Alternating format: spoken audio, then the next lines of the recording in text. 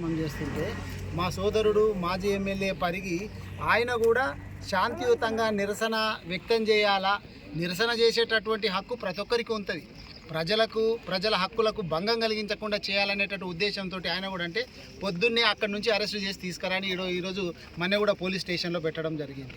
ఇట్లా అరెస్టులు చేసి ఎంతమంది నన్ను ఆపుతారు చెప్పు. తెలంగాణ ఉద్యమంలో కూడా చాలామందిని అరెస్టులు చేసిండ్రు. తెలంగాణ రావడం ఆగలేదు. ఇప్పటికైనా రేవంత్ రెడ్డి గారు గుర్తుపెట్టుకోవాలా.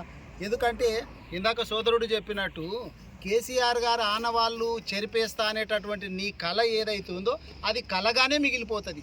కేసీఆర్ గారు ఆనవాళ్ళు తెలంగాణ ఉన్నన్ని రోజులు కేసీఆర్ గారి పేరు గుర్తుంటుంది. ఈ మాట మీరు గుర్తుపెట్టుకోవాలి. మీ ముఖానికి వచ్చేసి ఒక్క ప్రాజెక్టు కట్టకపోతే, ఒక్క చెక్ డ్యామ్ కట్టకపోతే, ఒక్క ఎకరానికి నీళ్ళు ఇవ్వకపోతే, కానీ మా మీద అప్పులు చేసిండ్రని మా మీద ఏడుస్తారు. కానీ నువ్వు మోస్తు అప్పులు చేసినావు. అది పక్కన పెట్టి ఇప్పుడు మేము అప్పులు చేసినా ఏం చేసినాము, ఇటువంటి ప్రాజెక్టులు కట్టినాము. కేసీఆర్ గారు అప్పులు చేసి ప్రాజెక్టులు కట్టిండు, నీళ్ళు ఇచ్చిండు, కరెంట్ ఇచ్చిండు, చాలా చేసిండు రైతులకు. మరి నువ్వు అప్పులు చేసినావు కానీ ఒక్క ఎకరానికి నీళ్ళు ఇవ్వలే, ఒక్క పెన్షన్ పెంచింది లేదు, ఒక్క ప్రాజెక్టు కట్టింది లేదు, ఒక్క చెక్ డ్యామ్ కట్టింది లేదు.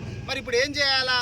నేను కడతలేను కాబట్టి కేసీఆర్ కట్టినటువంటి కూలేటట్లు చూడాలా, వీలైతే వాటిని కూల్చాలనేటటువంటి దురుద్దేశంతో ఈరోజు మా నిరసన కార్యక్రమాలను ఎక్కడికక్కడ అడ్డుకొని చాలామందిని మా నాయకులను అరెస్టు చేసిండ్రు.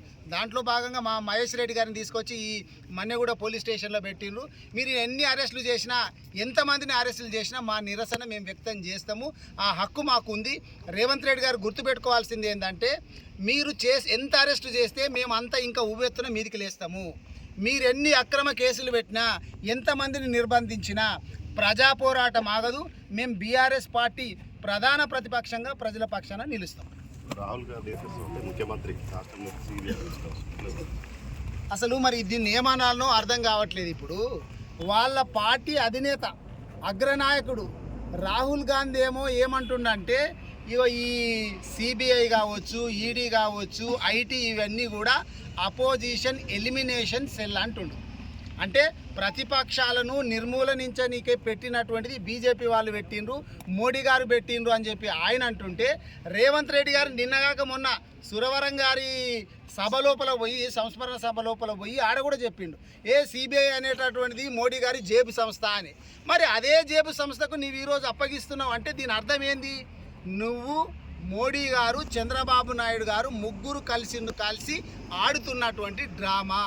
తెలంగాణ ప్రజలకి ఇది అర్థమైపోయింది. ఇప్పుడు తెలంగాణలో ముఖ్యంగా కాంగ్రెస్ పార్టీ ముసుగులో ఉన్నటువంటి బీజేపీ, టీడీపీ గవర్నమెంట్ నడుస్తూ ఉన్నదనే విషయం అర్థమైంది.